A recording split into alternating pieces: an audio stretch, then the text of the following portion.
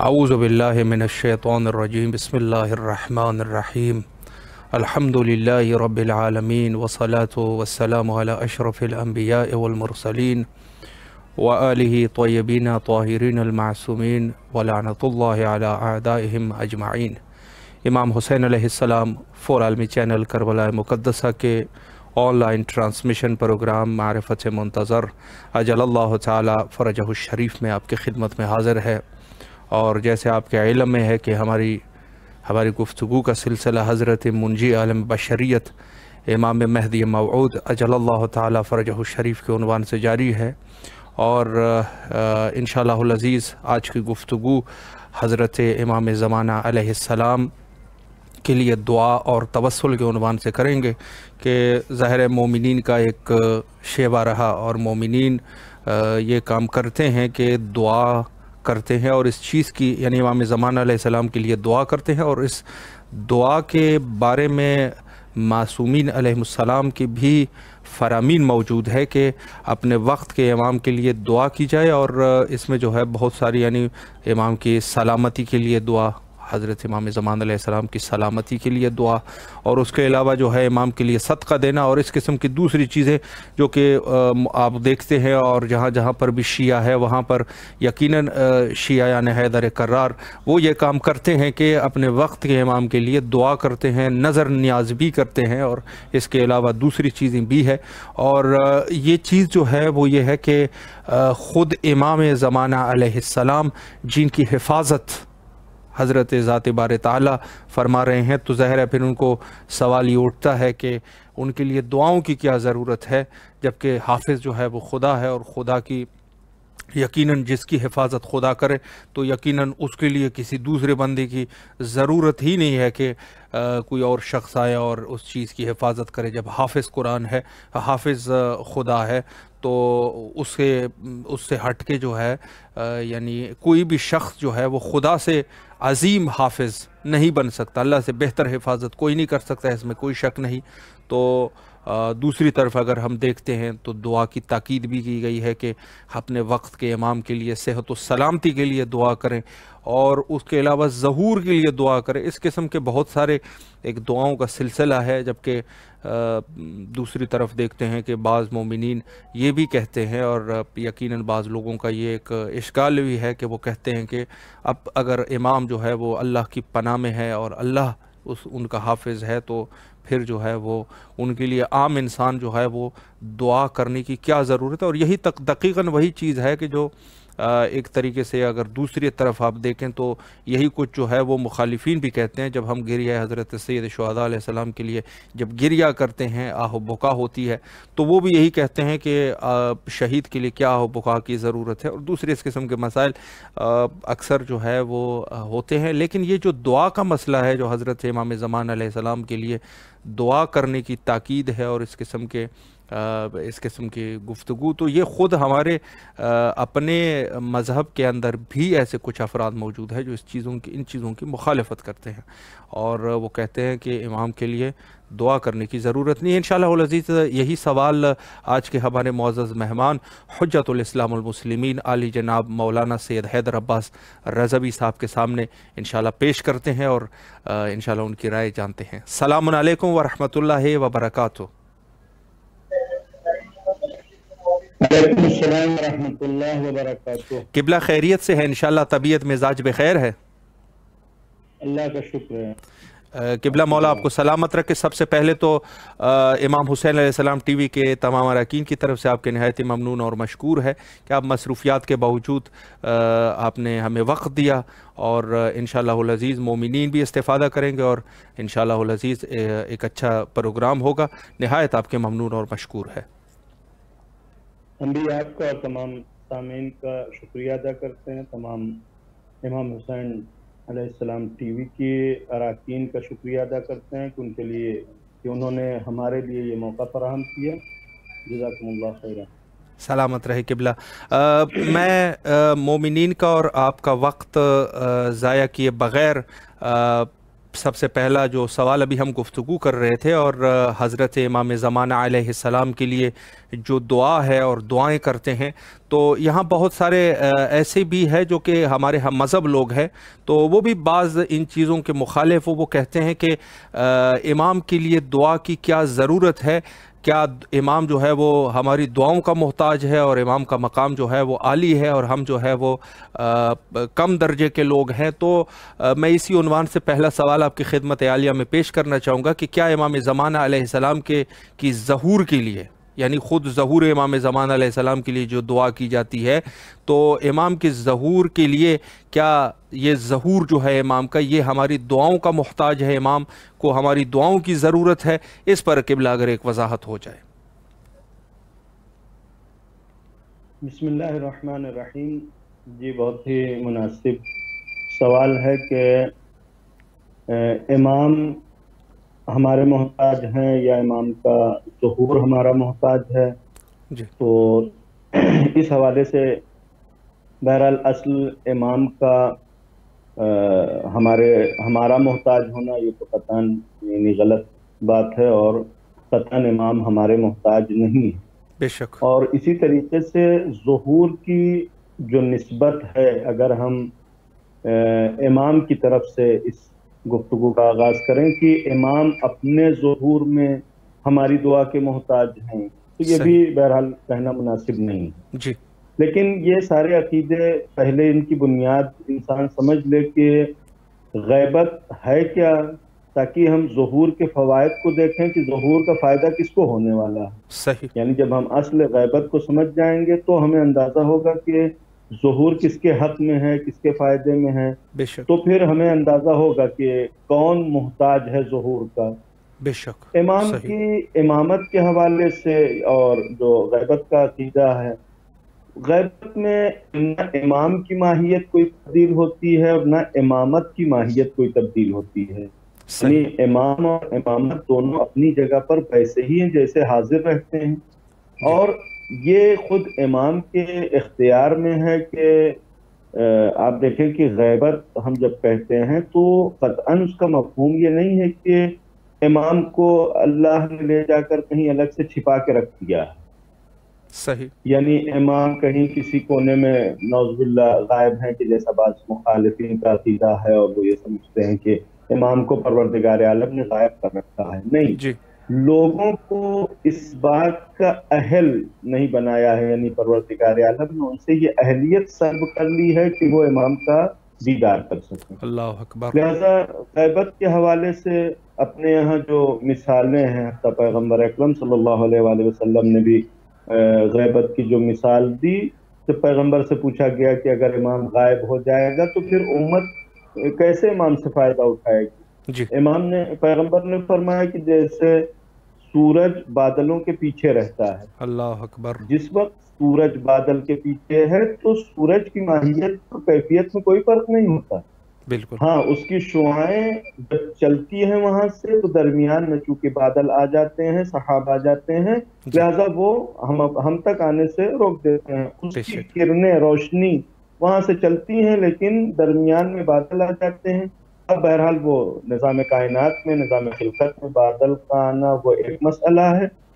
ہمارے اور امام کے درمیان جو چیز حائل ہوئی ہے وہ پردہ غیبت ہے، وہ امام کے اوپر نہیں ڈالا گیا ہے بلکہ ہمارے اوپر ڈالا گیا ہے۔ بے شک۔ اور ہمارے اوپر بھی اگر یہ پردہ ڈالا گیا ہے تو زبردست ڈالا گیا کہ پروردگار عالم نعوذ باللہ امامت کے سلسلے میں غیبت کا بھی فیصلہ کر چکا تھا، لہذا اس نے ہمارے اوپر پردہ ڈال دیا کہ ہم جو ہے وہ امام سے دور ہو جائیں گے، بلکہ ہمارے اندر وہ نااہلی آئی، جی ہم اس کے اہل اور اس کی صلاحیت سے دور ہو گئے، تو پروردگار عالم نے یہ نعمت سلب کر لی کہ تمہیں امام نہیں میسر ہوگا، اب تم امام کے سامنے نہیں آ سکتے۔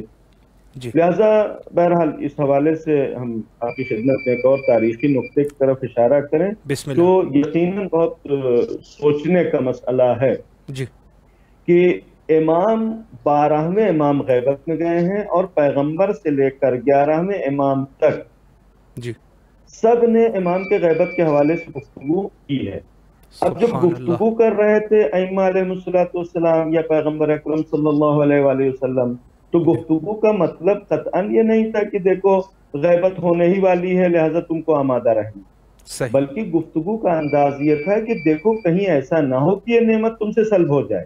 اللہ لہذا بعض اکبر. روایات ہیں کہ مثلا جس میں اشارہ کیا گیا ہے کہ 70 ہجری تک کا کچھ یعنی موقع دیا گیا کہ اس وقت تک اگر امت اہل بیت علیہ السلام کی خدمت میں آ گئی تو مثلا یہ مسئلہ جو ہے برطرف ہو جائے گا، لیکن امت دور ہوتی رہی. کس طریقے سے دور ہوتی رہی وہ مثال تاریخ سے ہم آپ کی خدمت میں عرض کریں. سامعین بسم اللہ. توجہ کریں کہ جی پیغمبر کی وفات کے بعد جی. ظاہر ہے کہ اہل بیت علیہ السلام کو کنارے ڈال دیا گیا اور امت نے پشت کر لیا اور منہ پھیر لیا اہل بیت علیہ السلام سے. صحیح. لیکن آپ اندازہ لگائیں کہ 25 سال میں یہ امت تھک گئی. بالکل اہل صحیح. بیت علیہ السلام کی سے پشت کر کے جی امت تھک گئی. بالکل. اس کے بعد کوئی بھی سورس لگانے نہیں گیا تھا، مولا کائنات کی کنونشن کرنے نہیں گیا تھا، مولا کائنات کی تبلیغات کرنے نہیں گیا تھا. صحیح. 25 سال کے بعد امت اوندھے منہ چلی آئی علی. سبحان اللہ. سبحان اللہ. بے شک. بے لیکن شک. مولا کائنات نے 4.5 سال جو حکومت کی جی تو وہ جو ظلم سے پریشان ہو کے علی کی عدالت کے سائے میں آئے تھے جی ان سے علی کی عدالت برداشت نہیں. بے شک. بے شک. بالکل.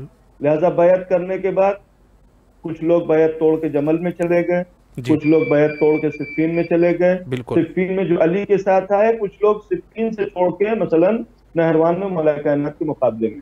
بالکل.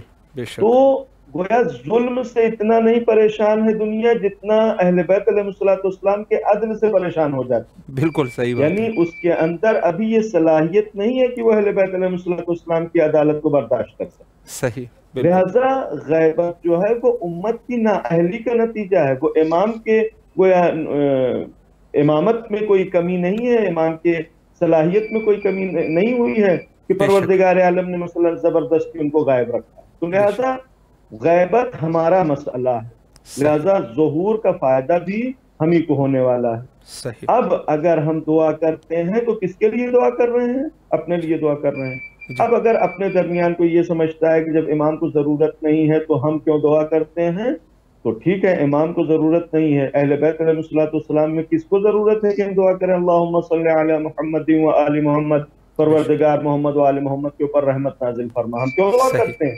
جی کیا وہ ہماری دعا کے محتاج ہیں؟ جیسے نہیں. صلوات میں ہماری دعا کے وہ محتاج نہیں ہے لیکن ہم کرتے ہیں. اور صحیح. پروردگار عالم اہل بیت علیہ السلام کے گویا عظمت کو مد نظر رکھتے ہوئے وہ سارا ثواب ہمارے حساب میں لکھتا ہے یا اس کا فائدہ ہمیں بھی عطا ہوتا ہے. بے اسی شک. طریقے سے ظہور کی دعا ہے کہ ظہور ہمارے فائدے میں ہے، ہم ان کے لیے کرتے ہیں اور جی فائدہ اس کا ہمیں ہونے والا ہے. صحیح. لہذا ہمیں کہا گیا ہے کہ ہم دعا کریں. اور بے اس شک. حکم کے ساتھ ساتھ یہ جملہ بھی روایات میں اکثر الدعاء بتعجیل الفرج فإن ذلك فرجکم. اللہ اکبر. ظہور کے لیے بہت زیادہ دعا کریں. کیوں؟ اس لیے کہ فإن ذلك فرجکم، یہ اس جی میں تمہارا فرج ہے، تمہارے لیے آسانی مہیا ہونے والی. بے یعنی شک. امام آ جائیں گے تو امام کی ماہیت میں یا امام کو کوئی فائدہ نہیں ہوگا بلکہ تم کو فائدہ ہونے والا ہے. ورنہ امام واقعاً محتاج نہیں ہے بے ہمارا. شک. پیغمبر اکرم صلی اللہ علیہ وآلہ وسلم کو فرمان بھی ہے کہ مثل الامام مثل الکعبہ، سبحان امام اللہ. کعبے کے جیسے ہوتا ہے. اذ قوت ولا تأتی، کہ بے لوگ شک. کعبے کے پاس چل کے آتے ہیں، کعبہ کسی کے پاس چل کر نہیں جاتا ہے. بے لہذا شک. امام ہماری دعاؤں کے محتاج نہیں ہے، امام کے کا ظہور ہماری دعاؤں کا محتاج نہیں ہے، لیکن چونکہ ظہور کا فائدہ ہم کو ہونے والا ہے جی لہذا ہم ظہور کے لیے دعا کرتے ہیں. اور اس ظہور میں جی بہرحال دعا سے ہٹ کر ایک جو سلسلہ ہے صحیح.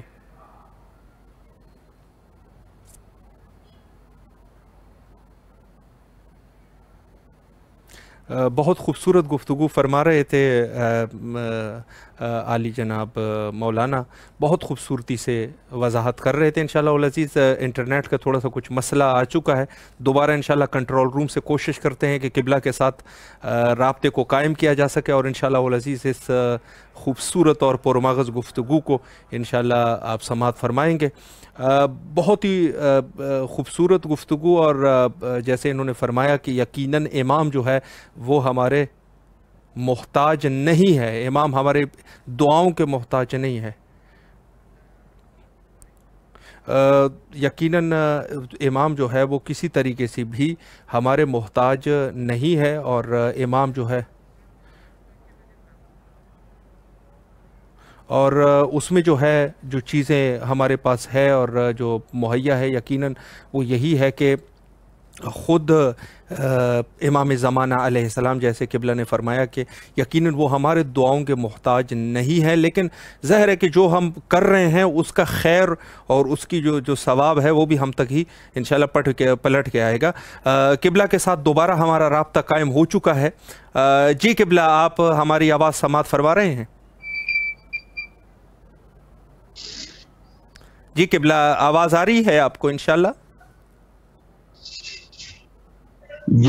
جی قبلہ، اگر کچھ اور وضاحت اس سوال پہ آپ کرنا چاہیں تو بسم اللہ، نہیں ہے تو میں ایک اور سوال آپ کی خدمت میں پیش کروں۔ جی معذرت چاہتے ہیں، ایک جملہ یہ عرض کرنا تھا کہ بسم اللہ۔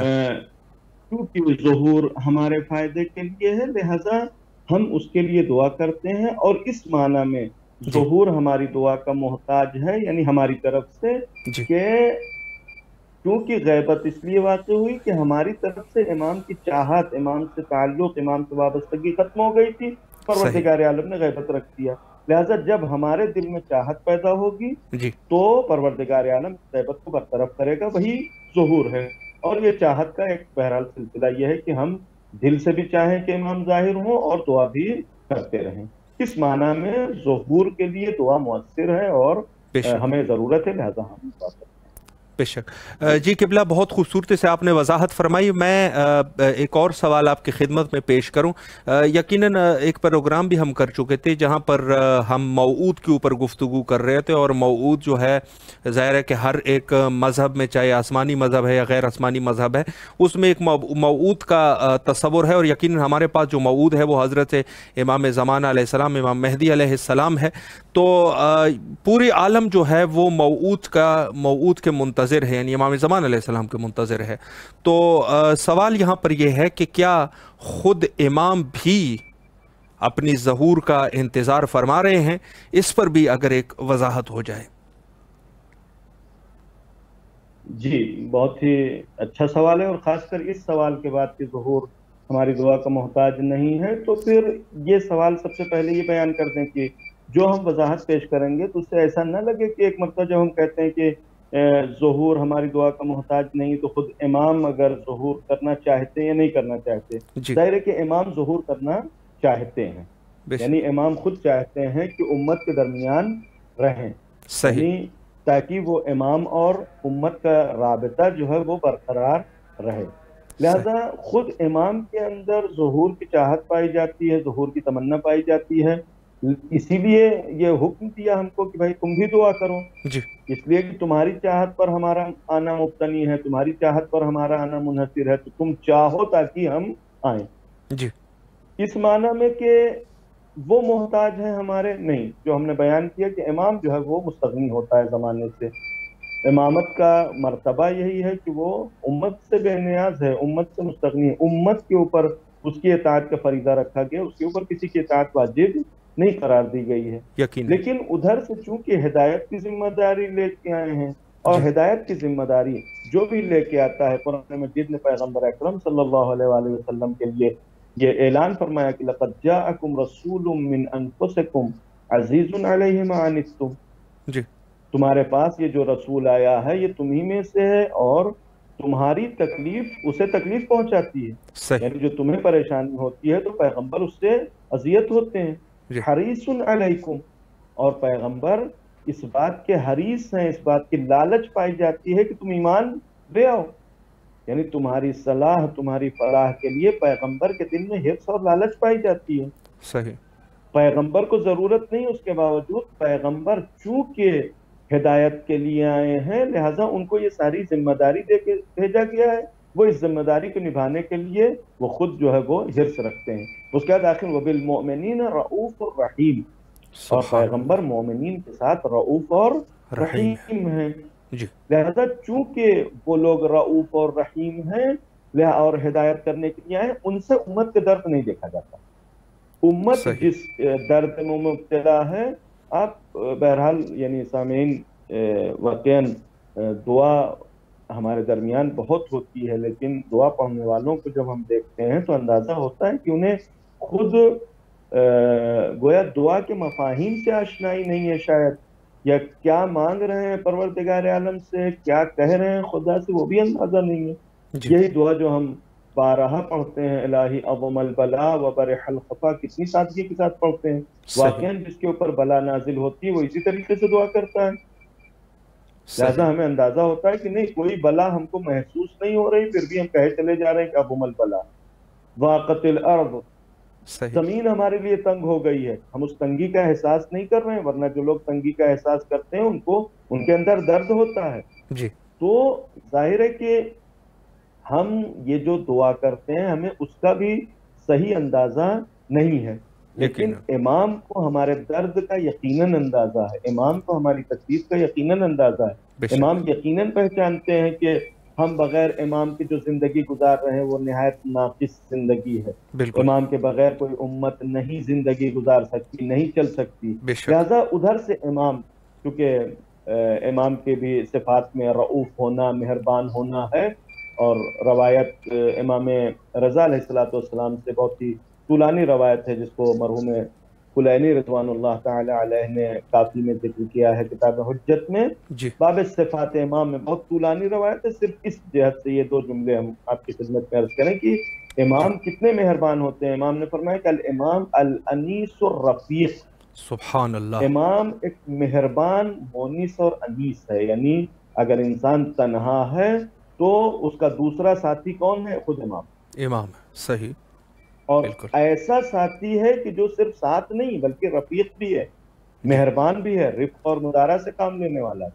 دوسری مثال والوالد الشفیق، خود والد ہونا یہ خود شفقت کی علامت ہے. اس کے ساتھ مزید یہ صفت کہ والد شفیق، ممکن ہے کہ کوئی والد ہو لیکن مہربان نہ ہو، لیکن امام جو ہے وہ ایسے باپ کی طرح ہے جو مہربان. والاخ الشقیق، دنیا میں مثال دی جاتی ہے کہ جیسے ایسے ہیں جیسے بھائی، سگے بھائی، ایک بھائی دوسرے بھائی کے لیے جان قربان کرتا ہے. حق ہے کہ بھائی بھائی کے لیے جان قربان کرے. تو ظاہر ہے کہ یہ امام کے سارے صفات ہیں کہ امام ایسے ہے کہ جیسے سگا بھائی. والام البر بالولد الصغیر، اور ایک ایسی ماں جو مہربان ہے چھوٹے بچے کے ساتھ. خاص سبحان اللہ، چھوٹے بچے کے ساتھ جو مہربانی کی تشبیہ یہاں روایت میں دی گئی، وہ اندازہ یہ ہے کہ بچہ چیختا ہے، روتا ہے، دوسرے لوگ نہیں سمجھ پاتے کہ اس بچے کو کیا تکلیف ہے، لیکن ماں جانتی ہے کہ بچہ بھوکا ہے، اس کو پانی دودھ چاہیے. بے شک بچے کو جو بھی تکلیف ہوتی ہے وہ ماں پہلے پہچانتی ہے. لہذا ایک ماں کی طرح مہربان ہے امام. یعنی ہم پہچانے یا نہ پہچانے کہ ہمارا درد کیا ہے، ہماری تکلیف کیا ہے، لیکن امام ضرور پہچانتے ہیں کہ ہماری تکلیف کیا ہے. اور یقیناً امت کا رابطہ امام سے ضعیف اور کمزور پڑ جاتا ہے، لیکن امام کا رابطہ امت سے ضعیف اور کمزور نہیں پڑتا.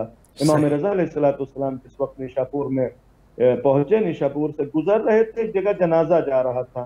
امام اس جنازے میں شریک ہوئے، نماز جنازہ ادا کی، اور اس کے بعد اس کو نام سے خطاب کیا. ساتھیوں نے پوچھا کہ مولا آپ اس مقام پر پہلے کبھی آئے ہیں؟ کہا نہیں. کہا کہ یہ شخص تو کبھی اس بستی سے باہر نہیں گیا، تو آپ اس کو نام سے کیسے جانتے ہیں؟ کہا یہ میرا چاہنے والا تھا، اگر ہم نہ جانے تو یہ کیسا ہمارا چاہنے والا، یہ ہمارا امتی تھا. لہذا ہم اپنے تمام امتی کو جانتے ہیں. دوسرے ایک امام کی جو صفت زیارت جامعہ میں بیان کی گئی، کہا السادۃ الولاۃ، یہ صرف سرداری نہیں کرتے بلکہ اس کے ساتھ ولایت بھی ہے. سیادت کا جو عام تصور دنیا میں وہ یہ کہ ہم زور زبردستی کے ساتھ لوگوں کے اوپر قبضہ جما لیتے ہیں تو ہم سردار ہو جاتے ہیں ان کے، اور ان کا سر گویا ہمارے ہاتھوں میں ہوتا ہے. جی لیکن ولایت کا جو تصور ہے اس میں مہربانی پائی جاتی ہے. سرپرستی، ولایت کے معنی ہم کرتے ہیں سرپرستی سرپرستی. کرنا. صحیح صحیح. ہاں، سرداری اور سرپرستی یہ دونوں اہل بیت علیہ السلام، دونوں بے امام شک. زمانہ اللہ تعالیٰ فرض شریف کے اندر ہے. کہ صرف ہمارے سردار نہیں ہے تحکم کے لیے، ہمارے اوپر روب جتانے کے لیے، روب جمانے کے لیے نہیں ہے، بلکہ سرپرستی کرنے کے لیے. سرپرستی مہربانی کے ساتھ ہوتی ہے، بے شک. سرپرستی دردمندی کے ساتھ ہوتی ہے، سرپرستی یا ہمدردی کے ساتھ ہوتی ہے. لہذا وہ ہمارے ہمدرد ہیں، اس لیے چاہتے ہیں کہ ان کا ظہور ہو. اور صرف ہمارے ہی لیے نہیں، بلکہ امام تو تمام مخلوقات کے اوپر مہربان ہوتا ہے. امام رضا علیہ السلام کی تاریخ میں لکھا میں ملتا ہے کہ امام ایک جگہ تشریف رکھتے تھے، ایک چڑیا آئی اور آنے کے بعد وہ کچھ چیخی چلائی اور اس کے بعد چلی گئی. امام نے اپنے صحابی کو بلایا، کہا جاؤ یہ چڑیا کے پیچھے پیچھے جاؤ، اس کے گھونسلے کے پاس ایک سانپ آ گیا ہے صحیح. اور اس کو وہاں سے دور کر کے آؤ. جی. امام اس حد تک تمام مخلوقات کے اوپر مہربان ہے. تو جب ہم اشرف المخلوقات ہیں تو ہمارے اوپر یقیناً امام مہربان ہیں، اور اسی مہربانی کے جذبے کے تحت وہ چاہتے ہیں کہ ان کا ظہور ہو تاکہ ہماری جو مشکلات ہیں وہ برطرف ہو سکیں. انشاءاللہ. بہت خوبصورتی سے آپ نے وضاحت فرمائی اور نہایت ہی واضح ہو گیا یہ اس سوال کا جواب. اگلا سوال میں آپ کی خدمت میں عرض کروں کہ ظاہر ہے کہ یہ دور جو ہے وہ غیبت امام زمانہ علیہ السلام کا دور ہے، اور پہلے بھی آپ پروگراموں میں اس چیز پر گفتگو کر چکے تھے کہ یقیناً امام جو ہے وہ اس طریقے سے غائب نہیں ہے جیسے کہ اس کا تصور کیا جاتا ہے. لیکن ظاہر ہے کہ جو عام لوگ ہیں وہ امام کو نہیں دیکھ پا رہے. تو یہاں پر ایک سوال یہ اٹھتا ہے کہ ظاہر ہے ہماری خود کی مذہب شیعہ میں بھی کافی سارا اختلاف ہے علماء کے اوپر. تو میں یہاں پہ علماء کے عنوان سے سوال کرنا چاہوں گا کہ کیا امام زمانہ علیہ السلام کے دور غیبت میں علماء جو ہے وہ لوگوں پر حجت بن سکتے ہیں؟ اس پر بھی اگر قبلہ کچھ وضاحت ہو جائے. جی، اس حوالے سے سب سے پہلے تو ہم ایک خود حدیث کا سہارا لیتے ہوئے بسم اللہ. آپ کی خدمت میں یہ عرض کرتے ہیں، سامعین کی خدمت میں، کہ بسم اللہ. جب ہم علماء کو حجت کہتے ہیں یا ان کی بات کو حجت ماننے کے لیے جی. گفتگو کرتے ہیں تو دو تصور ہے کہ جو آج گویا شیعت میں بھی کسی حد تک پھیلایا جا رہا ہے. جی بالکل. وہ ایک نظام مرجعیت ہے اور ایک نظام امامت ہے. صحیح. اگر ان دونوں کو ایک دوسرے کے مقابلے میں رکھا جائے جی. تو یقیناً نظام امامت کے مقابلے میں کوئی بھی نظام ہدایت پائیدار نہیں ہے، بے وہ شک. باطل ہے. بے شک. اس بے لیے شک. کہ حق صرف اور صرف ان کے پاس ہے کہ جن کو یقیناً. پروردگار عالم نے یہ حق دیا ہے. صحیح.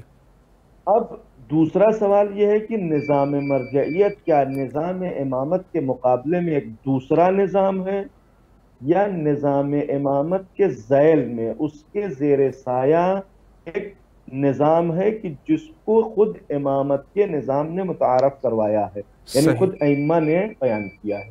جی. اس حوالے سے بہرحال پہلے وہ لفظی بیان کر دیں، اس کے بعد پھر ہم ایک مختصر وضاحت آپ کی خدمت میں عرض کریں گے کہ بسم اللہ. جب ہم نظام مرجعیت کو نظام امامت کے ذیل میں دیکھتے ہیں، جی. امام کو حجت مانتے ہیں، اس میں کسی کو کوئی شبہ نہیں ہے، امام حجت ہے. صحیح. اب بے جب شک. امام حجت ہے تو ظاہر ہے کہ جو بھی حکم دے گا وہ ہمارے لیے حجت ہوگا. جو احکام امام کی طرف سے صادر ہوئے ہیں ان میں سے ایک حکم یہ ہے کہ دیکھو، ہماری غیبت کے زمانے میں تمہیں فقہا کی طرف رجوع کرنا ہے، یا جو کلمہ روایت کے جملے ہیں روات و حدیثنا، کہ ہمارے باتوں کو نقل کرنے والے یا ہمارے علوم کو نشر کرنے والوں کی پیروی کرنا ہے. صحیح. جو بھی جدید مسائل ہوں گے ان کی طرف مراجعہ کرنا ہے. اسی کے آخر میں جملہ یہ ہے کہ فَإِنَّهُمْ حُجَّتِي عَلَيْكُمْ، صحیح. کہ صحیح. یہ علماء جو ہیں وہ تمہارے لیے حجت ہیں. تو ظاہر ہے کہ صحیح. یہ جملہ خود امام حجت کا یہ جملہ ہمارے لیے حجت ہے یا نہیں؟ بے شک ہے. حجت ہے. بالکل. جب حجت ہے تو ظاہر ہے کہ ہم نے ان کو حجت نہیں مانا، صحیح. ہم نے نہیں بنایا ہے علماء اور فقہا کو، ہم نے حجت نہیں مانا ہے، نہیں بنایا ہے، بلکہ ہم امام کو مانتے ہیں اور امام نے ان کو حجت بنایا ہے. لہذا ان کا انکار امام کا انکار ہوگا، امام کی اس بات کا انکار ہوگا کہ جس کی کوئی بھی جگہ تشیع میں نہیں ہے، یعنی کوئی انسان امام کی باتوں کا انکار نہیں کر سکتا۔ دوسرا یہ سوال جو خود ابھرتا ہے وہ جس یعنی تصور کے تحت ابھارا جاتا ہے وہ یہ کہ جیسے فقہا کی یہ ساری حجیت اور یہ سارا اعتبار غیبت کے زمانے میں ایک بار کی پیدا ہوا، نہیں، فقہا کا جو اعتبار ہے وہ زمانہ حضور میں بھی ایسا ہی تھا، اس لیے کہ غیبت کا آج مفہوم یہ ہے کہ امام ہماری بھی نظروں سے اوجھل ہیں جو ہم ہندوستان میں بیٹھے ہوئے ہیں، آپ جو کربلا معلیٰ میں بیٹھے ہوئے ہیں، پروردگار عالم آپ کے شرف میں اضافہ فرمائے، آپ کی نظر سے بھی اوجھل ہیں۔ بے شک، بالکل۔ اب جب دونوں کی نظر سے اوجھل ہیں تو ظاہر ہے کہ ہم یہ سمجھتے ہیں کہ یہ صرف ہمارے زمانے کی پرابلم ہے، نہیں، اس طریقے کی پرابلم اس زمانے میں ہوتی تھی کہ مثلا اگر آپ سن 35 ہجری 36 ہجری میں کربلا میں ہوتے، کوفہ میں ہوتے اور ہم ہندوستان میں ہوتے تو آپ امام امیر المومنین علیہ السلام کی خدمت میں ہوتے اور ہم یہاں دور ہوتے، صحیح، تو اب ظاہر ہے کہ ہمارے لیے یہ سوال ہوتا ہے کہ مولا ہم کیا کریں۔ اس حوالے سے جو روایات ہیں وہ چند روایات کی طرف ہم اشارہ کر دیں کہ جناب علی ابن یقطین نے امام رضا علیہ السلام سے پوچھا کہ ہم کس سے دین اخذ کریں، ہم کس سے دین لیں؟ امام نے فرمایا کہ یونس ابن عبد الرحمن سے لو۔ پھر اس کے بعد امام نے فرمایا کہ وہ ثقہ ہیں، وہ مامون ہیں، وہ بھروسے مند ہیں، لہٰذا ان سے لے سکتے ہو۔ یا پھر دوسری روایت اسی جیسی ہے کہ علی ابن یقطین نے پوچھا کہ ہم امام رضا علیہ السلام نے علی ابن مسیب نے پوچھا، دوسری روایت میں صحیح، دوسری روایت یہ کہ علی ابن مسیب نے امام رضا علیہ السلام سے پوچھا کہ بھائی ہمارا راستہ تو بہت دور ہے، ہم آپ کی خدمت میں ہمیشہ نہیں پہنچ سکتے، تو کس سے اپنے دین کو سیکھیں، کس سے دین کے مسائل سیکھیں؟ امام نے فرمایا زکریا ابن آدم قمی سے، وہ تمہارے نزدیک ہیں، مأمون علی الدین والدنیا، زکریا ابن آدم بھروسے مند آدمی ہے، یعنی اگر کوئی ثقہ ہے تو امام اپنے حضور کے زمانے میں بھی جس وقت امام ظاہر تھے، امام حاضر تھے، اس وقت بھی یہی حکم دیتے تھے کہ جا کر جو بھی معتمد اور جو ہم سے گویا احکام سیکھے ہوئے ہیں ان سے جا کر احکام سیکھ لو۔ یا احمد ابن اسحاق کی دو روایتیں اس حوالے سے پائی جاتی ہے جس کو مرحوم کلینی نے اور مرحوم مجلسی رضوان اللہ تعالی علیہما نے ذکر کیا ہے کہ امام علی نقی علیہ السلام سے جناب احمد ابن اسحاق نے پوچھا کہ کس سے دین سیکھیں؟ امام نے فرمایا کہ العمری ثقۃ، عمری سے سیکھو، وہ بھروسے مند ہے۔ صحیح، فما ادا فانی یؤدی، جو بھی عمری بتاتے ہیں وہ ہمارے طرف سے بتاتے ہیں۔ پھر اس کے بعد یہی سوال امام حسن عسکری علیہ السلام کی خدمت میں جناب احمد ابن اسحاق نے کیا تو امام حسن عسکری علیہ السلام نے بھی جواب دیا کہ العمری و ابنہ ثقتان، العمری اور ان کے بیٹے یہ دونوں ثقہ ہیں، دونوں معتبر ہیں، لہذا اگر دین سیکھنا ہے تو ان سے سیکھ سکتے ہو۔ یہ اعتبار فقہا کا زمانے حضور میں بھی تھا، جس وقت ائمہ علیہ السلام ظاہر تھے اس وقت بھی تھا۔ اب جب غیبت ہو گئی اب روئے ناچاری، یعنی اب صرف اور صرف فقہا ہی بچے ہیں، اب امام پہ دسترسی نہیں ہے، لہذا لوگ یہ سمجھتے ہیں کہ بالکل ایک نیا نظام ہے، تو یہ نیا نظام نہیں ہے، بلکہ ائمہ کے زمانے میں بھی فقہا کا اعتبار تھا، بھروسہ تھا، اور لوگ ان سے دین سیکھا کرتے تھے۔ بے شک، بے شک جی قبلہ، بہت ہی مدلل گفتگو آپ نے فرمائی اور بڑی ہی محکم دلائل آپ نے پیش فرمائے۔ میں آخری ایک سوال آپ کی خدمت میں پیش کرتا ہوں اور پھر آپ کے زحمات تمام۔ کل اسلام کے اوپر لوگوں کا ایک اشکال ہے کہ اسلام جو ہے وہ تلوار کے زور پہ پھیلا ہے اور تلوار کے زور پہ اس کی ترویج ہوئی ہے، تو یہاں پر جو ہے جیسے روایات ہے بعض میں جہاں پر تذکرہ ملتا ہے امام زمان علیہ السلام کی جنگ اور جہاد اور ان چیزوں کا، تو بہت سارے لوگ جو ہے وہ یہی سوچ رہے ہیں کہ شاید جو ہے امام یعنی جب اسلام کو ترویج دیں گے تو وہ تلوار کے زور پہ ہوگا۔ تو سوال میرا یہی ہے کہ کیا امام زمانہ علیہ السلام اجباری اور تلوار کے زور پہ اسلام کی ترویج کریں گے یا کچھ اور معاملات بھی ہے؟ اس پر بھی اگر ایک وضاحت ہو جائے۔ اس حوالے سے دیکھیں، بہرحال اگر انسان وہ گزشتہ کا پروپگنڈا سمجھ لے تو آئندہ بھی اس کے لیے روشن ہو جائے گا کہ نہ گزشتہ میں تلوار کے ذریعے اسلام کی تبلیغ کی گئی اور نہ جو ہے وہ آئندہ ایسا کوئی نظام ہے اسلام کے حوالے سے۔ صحیح، گزشتہ میں جو مثال ہے وہ بہرحال اسلام میں جنگیں ہوئی ہیں جی اور جنگوں کی تاریخوں کو بہرحال بہت ہی دقت کے ساتھ پڑھنے کی ضرورت ہے، اس لیے کہ بہت سارے ایسے مسائل جنگ میں پیش آئے ہیں کہ جن کو ممکن ہے کہ مسلمانوں نے روا روی میں بغیر دقت کیے ہوئے اس انداز سے لکھا ہو کہ جیسے مسلمان جو ہے وہ لڑنے گیا تھا یا اس کا مقصد لڑائی جھگڑا تھا۔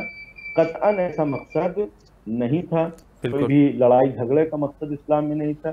جی جو ذات جس نے اسلام کا سب سے زیادہ تلوار سے دفاع کیا وہ امیر المومنین علی ابن ابی طالب علیہ السلام کی ذات ہے، بے شک لیکن وہاں پر بھی مولا کائنات کو بہت سارے پیغمبر نے بشارتیں دی ہیں، لیکن جیسی بشارت صحیح سریہ یمن میں پیغمبر نے مولا کائنات کو دی وہ بشارت تاریخ میں اور نہیں، کہ جس وقت یمن بھیجا مولا کائنات کو تو گویا وہاں پر اسلام کا فلسفہ بیان کر دیا کہ علی دیکھو وہاں پر کسی سے جنگ نہیں کرنا، حتی تدعوہم الی الاسلام، جب تک ان کو دعوت اسلام نہ دے دو۔ صحیح اب دعوت اسلام دینے کے بعد کوئی انسان کہے کہ اگر نہ مانے تو جنگ کرو، نہیں، ایسا بھی نہیں۔ بالکل ایک سچائی، ایک حقیقت یہ ہے کہ اگر ہم اجبار کا مطلب سمجھ لیں تو ہمیں اندازہ ہو جائے گا کہ اسلام کو ضرورت ہی نہیں ہے جنگ کی۔ بے شک اگر ہم یہاں پر دو کھانے رکھ دیں، جی ایک کھانا تر و تازہ صاف شفاف ہو اور ایک جو ہے وہ سڑا ہوا گندا بدبودار کھانا ہو، اور صحیح دو آدمی آئیں اور یہ کھانا کھانا شروع کر دیں، ایک سڑا کھانا کھانے لگے، ایک جو ہے وہ صاف شفاف کھانا کھانے لگے، آپ اس میں سے کس کو مجبور سمجھیں؟ صحیح یعنی ہم کہیں گے کہ یہ جو سڑا صاف شفاف کھانا کھا رہا ہے یہ مجبور ہے اس کو کھانے پر، یا جو نہیں گندا کھانا کھا رہا ہے وہ مجبور ہے؟ جی جو گندا کھانا کھا رہا ہے اس کے ساتھ مجبوری کا تصور پایا جاتا ہے، جی بالکل صاف شفاف کھانا کھانے والے کو مجبور نہیں کہا جاتا۔ بے شک یعنی کوئی بھی انسان مجبوری میں یہ کام نہیں کرتا، اختیار کے ساتھ اپنے یہ کام کرتا ہے۔ تو صحیح جب اسلام کے پیغام میں اتنی صفائی اور اتنی شفافیت پائی جاتی ہے کہ وہ لوگ آسانی سے قبول کر لیں تو کیا ضرورت ہے؟ اب یہ جو آسانی سے قبول کرنے کا مسئلہ ہے، میں 2 منٹ میں صرف آپ کی خدمت میں بسم اس اللہ گفتگو کو مکمل کر دوں کہ آج مثلا صرف اور صرف اگر ہم حقیقت اسلام کی بات کریں کہ جو مکتب تشیع میں محفوظ ہے جی تو آپ دیکھیں کہ افق پر ہمارا جو اعتبار ہے وہ کتنا زیادہ ہے۔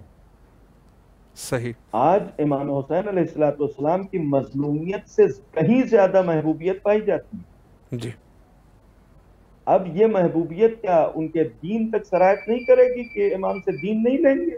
مولا کائنات کی کتنی محبوبیت پائی جاتی ہے، یقیناً لیکن ان تمام محبوبیت کے باوجود پروپگنڈے غالب ہیں آج۔ صحیح اب یہ جو پروپگنڈے غالب ہیں اگر یہ ختم ہو جائیں تو جی یقیناً یہ محبوبیت آگے بڑھے گی اور لوگ دین کے طور پر بھی ان کو قبول کریں گے۔ بے شک ان پروپگنڈوں کو ظاہر ہے کہ باطل طاقتیں ختم نہیں کر رہے ہیں۔ صحیح امام جب آئیں گے تو ہاں ان پروپگنڈوں کو ختم کر دیں گے۔ جب یہ پروپگنڈے ختم ہو جائیں گے تو ظاہر ہے کہ اسلام کا جو صاف شفاف چہرہ ہے وہ لوگوں کے سامنے ہوگا اور لوگ آسانی سے قبول کر لیں گے۔ لہذا اس وقت جب قبول کریں گے تو گویا ان کو قبول کرنے میں مجبور نہیں کیا گیا ہے، ان صحیح کے سامنے صاف شفاف اسلام کی تصویر پیش کر دی گئی ہے، جی وہ آسانی سے قبول کر رہے ہیں۔ زبردستی کس کے ساتھ کی جائے گی؟ زبردستی ان لوگوں کے ساتھ کی جائے گی جو بیجا پروپگنڈا پھیلا رہے ہیں، جو ہر ایک انسان کی ذمہ داری ایک جھوٹ کیوں پھیلے بھائی، سچائی جس کو بھی میڈیا والے سچائی بتائیں۔ آج مشکل یہی ہے کہ تشیع کی بھی کارکردگی دنیا کے سامنے پائی جاتی ہے، جی لیکن اسلام کے نام پر وہ طالبان کو زیادہ پروپگنڈا کرتے ہیں، داعش کا زیادہ پروپگنڈا کرتے ہیں، القاعدہ کا زیادہ پروپگنڈا کرتے ہیں، جی باطل شکل و صورت میں پائے جانے والے اسلام کا زیادہ پروپگنڈا کرتے ہیں، جی اسلام بالکل کے نام پر انہی کو پرموٹ کرتے ہیں، صحیح لیکن تشیع کے نام پر کبھی امام حسین، مولا کائنات، اسلام کے نام پر ان لوگوں کو پروپگنڈا، ان لوگوں کو پرموٹ نہیں کرتے ہیں، ان جی لوگوں کو بالکل نہیں بتاتے ہیں۔ لہذا دنیا انہی کے نام سے اسلام کو جانتی ہے کہ جو اسلام کا ایک منفور چہرہ بن کے سامنے آتا ہے، لہذا قبول نہیں کرتی۔ بے اس شک باطل پروپگنڈے کے اوپر جب انگشت لگائی جائے گی تو اسلام کا حقیقی چہرہ دنیا کے سامنے آ جائے گا اور وہ آسانی سے اسلام کو قبول کر لیں گے. کسی کے ساتھ کوئی زور زبردستی کی ضرورت ہی پیش نہیں آئے گی. بے شک. قبلہ اللہ آپ کے توفیقات خیر میں اضافہ فرمائے. آخر میں ہمارے پاس 2 منٹ کا ٹائم ہے، اگر مومنین کے لیے کوئی پیغام ہے مختصراً تو انشاءاللہ امام حسین علیہ السلام ٹی وی کے ذریعے سے سماعت کر رہے ہیں مومنین، بسم اللہ کیجیے. بہرحال زمانہ غیبت بہت ہی پراشور زمانہ ہے اور بہت ہی حالات نازک ہیں. ایسے میں ہم سب کی ذمہ داری، یعنی بالکل الگ سے مومنین نہیں بلکہ ہم سب کی ذمہ داری یہ ہے کہ ہم زیادہ سے زیادہ تعلیمات اہل بیت علیہ السلام کے سے آشنا ہوں، اہل بیت علیہ السلام کی عظمت کو پہچانیں اور دنیا کے سامنے اس عظمت کو پیش کریں. آج قرآن کے خلاف آوازیں اٹھائی جا رہی ہیں، پیغمبر کی توہین کی جا رہی ہے. ایسے میں ضرورت ہے کہ ہم قرآن کی عظمت کو پہچانیں، پیغمبر کی عظمت کو پہچانیں، تاکہ دنیا کے سامنے ہم وہ عظمت پیش کر سکیں کہ جس کو نہ جاننے کی وجہ سے دنیا اس اندھیرے میں پھنسی ہوئی ہے اور اسلام سے دور ہے. بے شک بے شک. قبلہ اللہ آپ کے توفیقات خیر میں اضافہ فرمائے. اور بہت ہی خوبصورت گفتگو آپ نے فرمائی، جتنی بھی تھی مدلل گفتگو. اللہ آپ کو اپنے حفظ و امان میں رکھیں. اور ایک دفعہ پھر بھی امام حسین علیہ السلام ٹی وی کی طرف سے آپ کی نہایت ہی ممنون اور مشکور ہے کہ آپ نے اپنی قیمتی اوقات میں سے وقت نکالا اور نہایت ہی مہم نکات پہ اشارہ فرمایا. آپ سے التماس دعا کرتے ہیں اور آپ کی طرف سے بھی انشاءاللہ العزیز کربلا مقدسہ میں نائب و زیارہ اور دعا گو ہیں. بہت شکریہ، جزاک اللہ. اللہ آپ تمام اراکین کی توفیقات میں اضافہ فرمائے اور شکریہ ادا کرتے ہیں کہ آپ نے ہمیں فرصت اور موقع عطا کیا. السلام علیکم ورحمۃ اللہ وبرکاتہ. فی امان اللہ. خدا حافظ. خدا حافظ. جی یہ تھے ہمارے ساتھ عالی جناب حجت الاسلام المسلمین مولانا سید حیدر عباس رضوی صاحب ممبئی ہندوستان سے، اور ہمیشہ کی طرح بہت ہی خوبصورت گفتگو فرماتے ہیں اور نہایت ہی مدلل گفتگو فرماتے ہیں، دلیل کے ساتھ گفتگو فرماتے ہیں. تو یہ بھی ہماری خوش بختی ہے کہ ہمارے درمیان اس قسم کے علماء جو ہے وہ موجود ہے کہ جو ہمارے اعتقادات، جتنی بھی ہمارے اعتقادات ہیں، مذہب شیعہ کے اعتقادات ہیں، ان کے لیے دلائل پیش کرتے ہیں. اور یقیناً علماء کے ساتھ جو محبت ہے وہ ضروری ہے.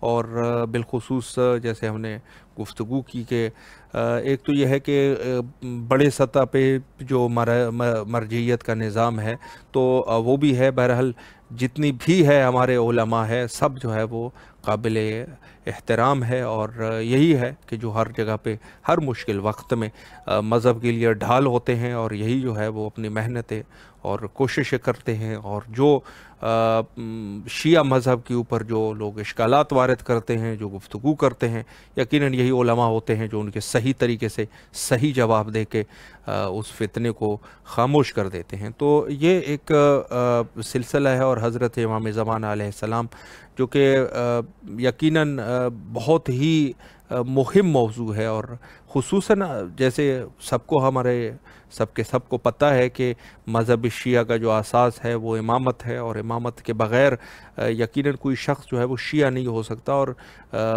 یہ جو امامت کا تصور ہے یقیناً حق تصور ہے رسول اللہ کے فرامین کے مطابق. اور اس کے بعد جو ہے قرآن سے، یعنی قرآن اور دونوں کو اگر ہم دیکھیں گے تو یقیناً یہ نظام جو ہے وہ اللہ کا نظام ہے. نبوت کے ساتھ ٹچ جو سلسلہ ہے، بلکہ اس کو یہ بھی نہیں کہا جا سکتا کہ نبوت علیحدہ چیز ہے، امامت علیحدہ چیز ہے.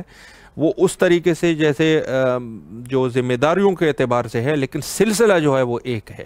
سلسلہ جو ہے وہ ایک ہے، یعنی وہی ایک ہی چیز ہے جو کہ نبوت کے بعد امامت، یہی خدا کا رستہ ہے. اور یقیناً دین مبین اسلام میں یقیناً امامت جو ہے وہ ہمارے جو ہے ضروریات دین میں سے ہے. اور اس چیز کو جو ہے مذہب شیعہ الحمدللہ جس طریقے سے ہمارے بنیادی اعتقادات میں سے امامت کے اوپر یقین ہے، اور امامت کا عقیدہ جو ہے وہ رکھنا ضروری ہے. بغیر عقیدہ امامت کے کوئی شخص جو ہے وہ شیعہ نہیں رہ سکتا. اور یہی ہے کہ سلسلہ امامت حضرت امیر المومنین علیہ السلام سے حضرت امام زمانہ علیہ السلام تک، چونکہ ظاہر ہے کہ امام زمانہ علیہ السلام انہی سلسلہ امامت میں سے 12ویں اور آخری جو ہے وہ امام ہے، تو ہم لوگوں کو زیادہ سے زیادہ اپنے وقت کے امام کے لیے دفاع میں جو ہے وہ کھڑا ہونا چاہیے، اور ہر قسم کی جو بھی ہماری خدمت ہے، جس طریقے سے بھی ہم خدمت کر سکتے ہیں، چاہے وہ زبان کے ذریعے سے خدمت ہے یا دوسرے طریقے سے ہیں، تو یقیناً ہم لوگوں کو امام کی خدمت سے قطعی طور پہ گریز نہیں کرنا چاہیے۔ اور اس دور غیبت میں جو سب سے بڑی ضرورت ہے وہ امام زمان علیہ السلام کی ظہور کے لیے دعا ہے، اور آخر میں وہی دعا کرتے ہیں جو ہمیشہ ہمیں کرنی چاہیے، اللہم عجل لولیک الفرج۔